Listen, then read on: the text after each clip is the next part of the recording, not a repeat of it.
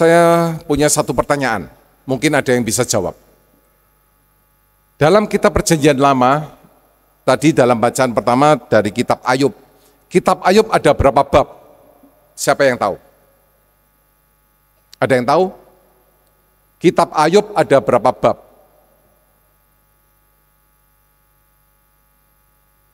Enggak ada yang tahu?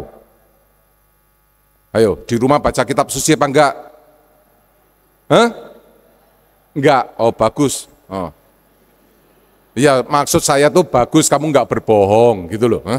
Ini di gereja enggak boleh berbohong ya. Kitab Ayub ada 42 bab.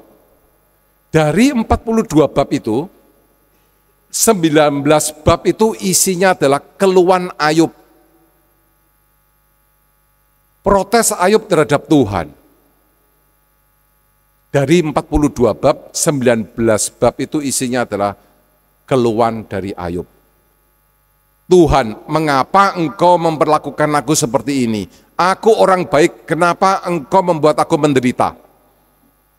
Isinya itu 19 bab. Dan dalam bacaan Injil kita melihat bahwa para murid takut meskipun mereka tahu bahwa Yesus ada bersama dengan mereka. Tapi mereka takut. Sehingga Yesus berkata, mengapa engkau takut? Mengapa engkau tidak percaya? Iman. Dari sini kita lihat bahwa ternyata beriman kepada Tuhan itu tidak mudah.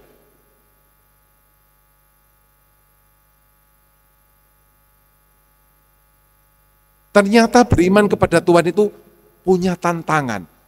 Ada tantangan sendiri. Pada suatu hari, pada waktu di paroki saya ada latihan kur, ternyata ada anak muda. Waktu itu kalau nggak salah SMP, anak SMP, perempuan, masuk ke dalam gereja dan tanya kepada saya, itu siapa? Kenapa dia tuh kok digantung di sana? Itu mengerikan sekali. Jadi orang yang bukan beragama Katolik pertama kali melihat salib itu kaget, takut. Itu siapa? Kenapa kok dia di sana? Lantas mulai saya jelaskan, itu adalah Yesus. Dia di sana karena dia ingin menyelamatkan manusia. Tidak ada cara lain, tidak ada jalan lain selain melalui salib. Baru dia tahu. Lantas ada umat saya yang cerita pada saya, Romo, kemarin saya diajak teman saya ke satu kuil, ke kelenteng, kuil Tao. Di sana dia cari penjaga kuil itu yang bisa meramal nasib. Saya cuma diajak loh Romo, saya enggak meramal nasib di sana itu. Saya cuma diajak. Begitu mereka dua orang itu masuk ke dalam, orang itu, penjaga kuil itu melihat umat saya itu dan langsung ngomong, kamu kenapa kok kesini?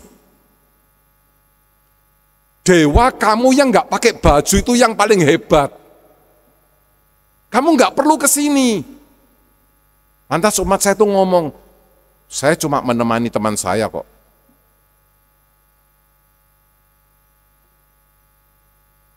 Dan orang itu ngomong, dewa kamu yang nggak pakai baju itu siapa kalau bukan Yesus di atas salib. Dia mengakui.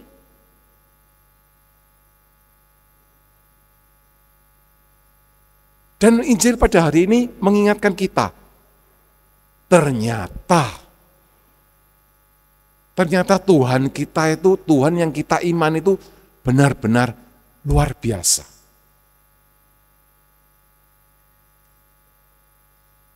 Dia mampu memberikan kita ketenangan, kedamaian. Meskipun kita mengalami situasi yang sulit. Dan itu tidak mudah. Dan yang sedihnya, banyak orang Katolik sendiri secara sadar atau tidak sadar malah pergi mencari yang lain. Yang katanya orang pandai, orang pintar. Mulai diramal nasib. Meramal nasib. Ada apa enggak yang pernah coba-coba meramal nasib? Ada apa enggak? Loh, ya toh, enggak berani ngomong toh? Hah? Oke, saya ngomong duluan. Saya pernah.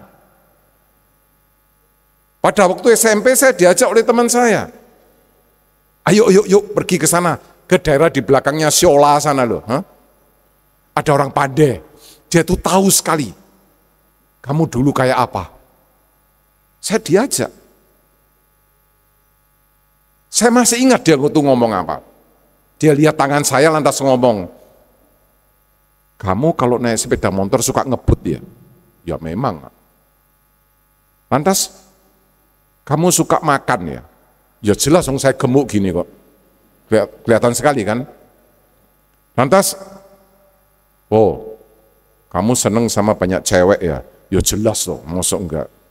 Itu waktu masih SMP loh ya, masih SMP. Tenang. Lantas setelah saya pikir, apa yang dia omongkan itu benar. Apa yang dia omongkan tuh, kamu jangan suka makan daging, banyak makan sayur. Itu benar.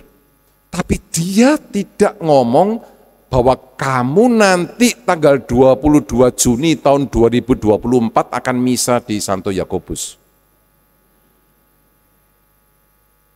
Dia nggak ngomong. Jadi yang dia omongkan itu adalah hal-hal yang umum.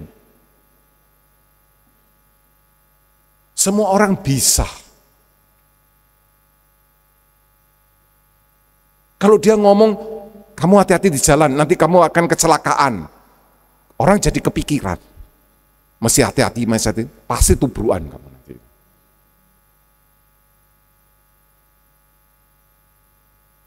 Jadi yang dia omongkan adalah hal-hal yang umum, semua orang bisa. Tapi yang Tuhan kita ajarkan, itu lain sama sekali. Dalam bacaan Injil Anda melihat bahwa Yesus bersama dengan murid-muridnya, jadi satu. Yesus tidak meninggalkan murid-muridnya. Tapi murid-muridnya masih takut. Dalam kehidupan Anda sehari-hari, Anda pasti akan mengalami badai. Entah itu badai kesehatan, entah itu badai rumah tangga, apa itu badai pekerjaan. Macam-macam. Sama dengan para murid, tapi di sini Tuhan mengingatkan, Anda jangan pernah lupa bahwa Tuhan selalu menyertai Anda. Tuhan tidak pernah meninggalkan Anda. Tapi Anda mungkin meninggalkan Tuhan, tapi Tuhan tidak pernah meninggalkan Anda. Apakah Anda sama dengan para murid berteriak pada Yesus? Apakah engkau tidak peduli Tuhan jika aku binasa? Kalian punya hak untuk ngomong gitu sama Tuhan. Silakan. Dalam doa-doa Anda silakan protes sama Tuhan. Sama seperti Ayub dalam bacaan pertama. Tapi jangan pernah lupa, dengarkan jawaban dari Tuhan. Sadari bahwa Dia tidak pernah meninggalkan Anda. Dia ada di hati kamu. Itulah Tuhan kita. Itulah yang namanya iman. Iman tidak mudah. Dan mujizat itu selalu terjadi setiap hari. Saya pernah mendengarkan 2 cerita tentang mujizat. Saya nggak tahu, mungkin beberapa dari Anda pernah ke Eropa, ke Lourdes. Di sana banyak orang ziarah. Pada suatu hari, ada seorang ibu telepon ke bagian pelayanan di sana, di Gua Maria di Lourdes. minta tolong bahwa dia akan mengirim anaknya. Anaknya baru umur 18 tahun, karena kecelakaan jadi lumpuh, tidak bisa jalan. Dia akan mengirim anaknya dengan kereta api, tolong dijemput di stasiun, lantas dibawa ke sana. Di sana dia bisa tinggal 1 minggu.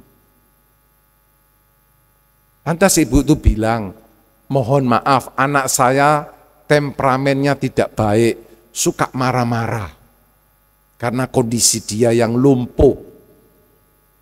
Lantas ada satu perawat menjemput dia dari stasiun kereta api dengan kursi roda dibawa ke Gua Maria sana.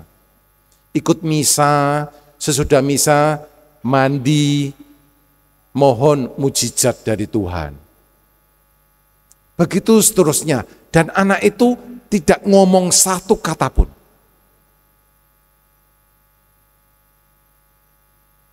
Lantas suster itu, perawat itu dengan setia terus mendampingi anak itu, dan sampai hari terakhir dibawa pulang.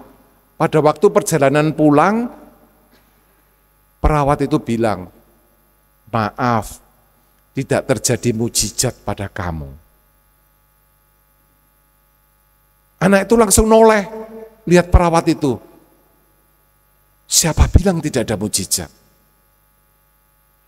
Ada mujizat, karena hati saya sekarang merasakan kedamaian. Jadi bukan mujizat bahwa dia tahu-tahu bisa berdiri dan bisa berjalan dan bisa berlari. Enggak. Tapi anak muda itu merasakan mujizat di dalam hatinya. Saya sekarang merasakan kedamaian. Mujizat telah terjadi. Lantas cerita yang kedua. Ada pasangan suami istri dari Amerika, sesudah kelahiran anak mereka ternyata bayi mereka itu cacat. Lantas pada waktu liburan musim panas, mereka terbang ke Perancis, ke Gua Maria Lourdes. Di sana mereka berdoa, bayinya dibawa juga. Begitu terus sampai 5 tahun, 6 tahun, 7 tahun, 8 tahun, setiap tahun mereka selalu pergi ke sana, rutin ke sana. Lantas tiba-tiba ada temannya yang tanya, kamu setiap tahun ke Gua Maria Lourdes sana, apakah kamu menunggu mujizat supaya anakmu menjadi anak yang normal? Ternyata jawaban suami istri bilang, tidak. Kami ke sana karena kami di sana merasakan kekuatan. Tuhan dan Bunda Maria memberi saya kekuatan. Kalau Tuhan mau menyembuhkan anak saya, silakan. Tapi yang penting kami merasakan kekuatan dan kedamaian. Dan itu kami butuhkan selama 1 tahun. Sehingga kami harus kembali lagi ke sana. Mujizat terjadi. Bahwa mereka merasakan kedamaian dan kekuatan. Oleh karena itu Bapak Ibu, saudara-saudari terkasih, mujizat Tuhan juga terjadi pada Anda semua. Jika Anda sekarang merasakan badai, tenang, berdoa. Sama ada satu Romo, karena dia suka minum. Di luar negeri, jangan sampai kamu minum lantas kamu nyetir mobil. Habis riwayat kamu. Begitu pula dengan Romo ini. Tengah malam, dia sambil minum, sambil nyetir pulang ke pastoran. Di tengah jalan, di stop oleh polisi. Begitu polisi tanya, Romo itu ngomong bau alkohol.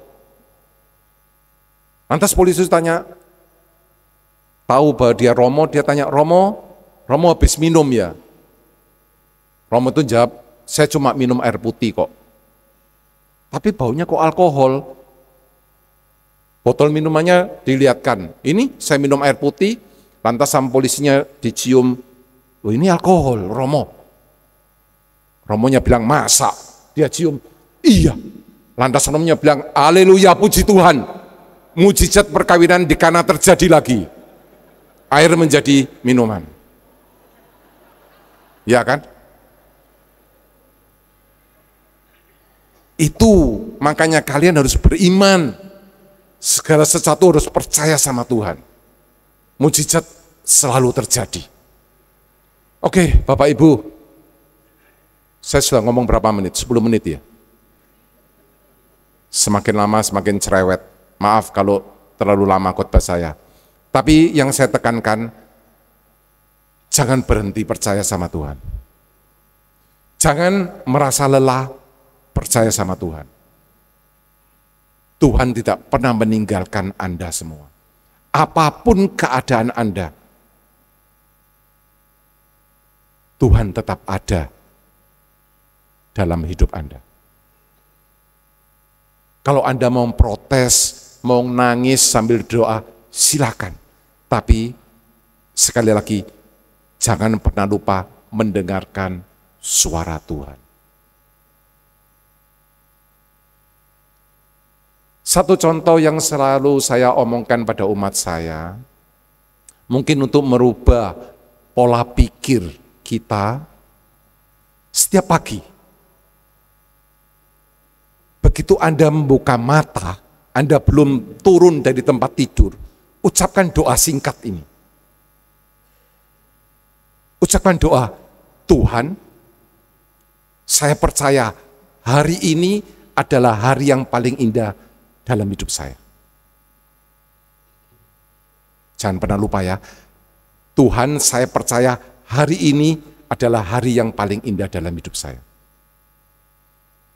Yang kedua, Tuhan, saya percaya bahwa hari ini Engkau memberi saya rahmat yang saya butuhkan. Cukup.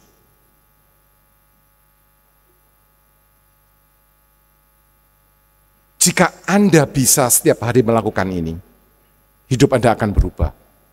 Kenapa? Jika pada hari itu Anda dibully atau dibohongi oleh orang lain, atau dimaki oleh orang lain, atau ditipu oleh orang lain, Anda tetap percaya bahwa hari ini adalah hari yang paling indah bagi saya. Sehingga Anda tetap merasakan kedamaian. Yang kedua, hari ini Tuhan memberikan rahmat yang saya perlukan. Rahmat kesabaran. Rahmat pengampunan. Rahmat kerendahan hati. Ucapkan ini setiap hari. Ini akan merubah pola pikir Anda. Jadi setiap hari Anda akan merasakan kedamaian.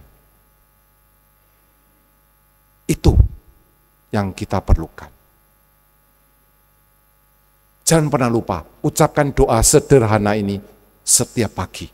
Sebelum Anda turun dari tempat tidur.